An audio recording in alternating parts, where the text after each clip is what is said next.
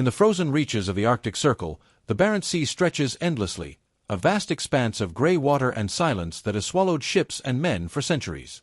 Beneath that cold, unbroken surface lies the wreck of a giant, the nuclear submarine Kursk, and the story of one of the most haunting naval disasters in modern history. It is a story of pride, courage, secrecy, and tragedy, set in the year 2000, when the world briefly looked away and 118 men vanished into the deep. The Kursk was no ordinary vessel. She was the pride of the Russian Northern Fleet, a monument of steel and power, 500 feet long, with 2 nuclear reactors and enough firepower to sink an entire enemy fleet. Built during the final years of the Soviet Union, she was meant to be unsinkable, a fortress beneath the waves, a weapon of deterrence, a message to the world that Russia still ruled the Arctic seas. Her sailors were among the best, engineers, officers, and submariners who had spent their lives mastering the dark art of underwater warfare. In August 2000, after years of quiet modernization, the Kursk prepared for a massive naval exercise, the first large-scale show of Russian naval power since the fall of the Soviet Union. Dozens of ships, aircraft, and submarines gathered in the icy Barents Sea to fire torpedoes, test defenses, and demonstrate a reborn navy to the watching world. On the morning of August 10th, the Kursk's crew loaded supplies, checked systems, and said goodbye to their families. At the dockside in Murmansk, wives and children waved as the black silhouette of the submarine slipped beneath the surface. To them, the Kursk represented safety, a ship too strong to fail. Inside, the atmosphere was professional, confident, and routine. Captain Gennady Lyakin, a veteran commander, reviewed drills with his men. They laughed, traded stories, and prepared for the mission ahead. Few could imagine that in less than 72 hours, their vessel would become a tomb. On August 12th, the exercise began. The sea was calm, the air cold, the horizon endless. The Kursk's assignment was simple: simulate an attack by firing a dummy torpedo at a target ship. But among the racks of modern munitions lay an old weapon, a Type 65-76 torpedo, fueled by high-test hydrogen peroxide, a volatile chemical mix known to cause dangerous reactions when contaminated. For years, engineers had warned that these torpedoes were unstable. Yet they remained in use, relics of an era when safety often bowed to budget. At precisely 11:28 a.m., the Kursk prepared to fire. In the torpedo compartment, sailors moved carefully, following protocol. Suddenly, a hiss, a flash, and then a roar. The hydrogen peroxide inside the torpedo ignited. In an instant, a shockwave tore through the forward section of the submarine. Fire and smoke filled the room. Steel buckled. Men were thrown from their stations. Automatic systems triggered alarms, but it was already too late. 2 minutes later, a second, far larger explosion erupted. It was powerful enough to be detected by seismic stations in Norway and Alaska. The shockwave ripped open the submarine's hull. The Kursk dropped like a stone, crashing onto the seabed 350 feet below. The impact cut power, crushed compartments, and sealed the fate of most of the crew instantly. On the surface, the fleet realized something was wrong. Communications with the Kursk had gone silent. Attempts to reach the submarine failed. Commanders exchanged nervous radio calls. At first, they assumed it was a technical glitch, routine in underwater operations. But hours passed, and no signal came. Inside naval command rooms, tension built. In Moscow, high-ranking officials were briefed, but details were vague, uncertain, wrapped in confusion and denial. The Russian Navy had not faced a crisis like this since the Cold War, and it showed. As ships began to search the area, sonar buoys detected faint echoes, but nothing clear. Then, silence. The ocean had swallowed the Kursk. Beneath the waves, the survivors in the rear compartments gathered, disoriented and bruised. Emergency lights flickered red. Water seeped through damaged bulkheads. The air was thick with smoke and fumes. Those still alive sealed doors, checked oxygen meters, and waited for help. They believed, they hoped, that their comrades above would come. But hours turned to days, and help did not arrive. On the surface, rescue efforts stumbled from the start. The Navy's rescue submersibles were outdated and unreliable. The first attempt failed to attach to the Kursk's escape hatch. Another was launched, but its batteries died.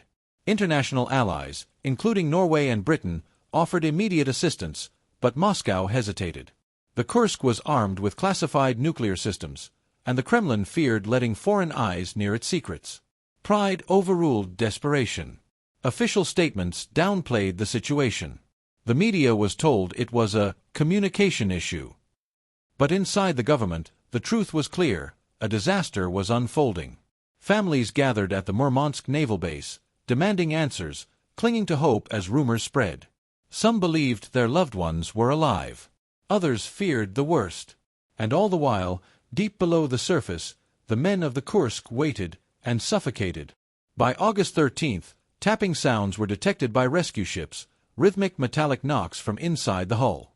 It was a message, a desperate signal from survivors in the aft compartment. But the knocking soon stopped. Oxygen was running out. Temperatures fell close to freezing. In total darkness, 23 sailors huddled together in the ninth compartment, using flashlights and writing notes to their families. Lieutenant Dmitry Kolesnikov, a 30-year-old officer, took charge. On a scrap of paper, he recorded their final moments. All the crew from sections 6, 7, and 8 have moved to the 9th. There are 23 of us here. None of us can escape. The words were calm but final. In his last line, written with trembling hands, he added, "It's dark to write here, but I will try." That note would later be found in his pocket when divers recovered his body. 5 days passed before Russia accepted foreign help. When Norwegian divers finally reached the wreck, they found the submarine tilted, half buried in silt. Using specialized cutting tools, they opened the outer hatch. Inside, only silence. Water poured from the opening, filled with oil and debris. There were no survivors. The tragedy that might have been mitigated had now become absolute. As the truth emerged, public anger exploded. The Russian government had delayed rescue for political reasons. Mothers and wives of the sailors confronted officials on live television, demanding to know why no one had come sooner. The nation mourned, but also questioned. How could the mightiest navy in the world let 118 men die in silence? In the months that followed, a colossal recovery operation began. Engineers designed massive steel cables and pontoons to lift the Kursk from the seabed. The operation took over a year and involved international cooperation, the very kind that had been denied during the rescue. When the wreck finally broke the surface, the world saw the horror. The bow was completely destroyed, the hull torn and burned, the metal warped from the explosion. Inside, divers found bodies still in uniform, frozen in positions of duty, hands on switches, notebooks clutched, some huddled together in the rear compartment. Many had died instantly, but others survived for hours, maybe days, waiting in vain for a rescue that never came. Investigations confirmed what had long been suspected. The explosion had been caused by a leak in the torpedo's hydrogen peroxide fuel system. The chemical had reacted with impurities, generating enough heat to ignite the warhead. The subsequent chain reaction detonated the rest of the torpedoes. Yet the technical failure was only part of the story. The real tragedy was human, a combination of outdated technology, poor communication, and political denial. Some Russian officials tried to shift blame, suggesting a collision with a NATO submarine. But seismic and photographic evidence proved otherwise. The Kursk had destroyed itself. And yet, beyond the politics and technical jargon, there remained the haunting image of those 118 men, trapped, struggling, and finally succumbing beneath the waves. Their funerals were held with full military honors.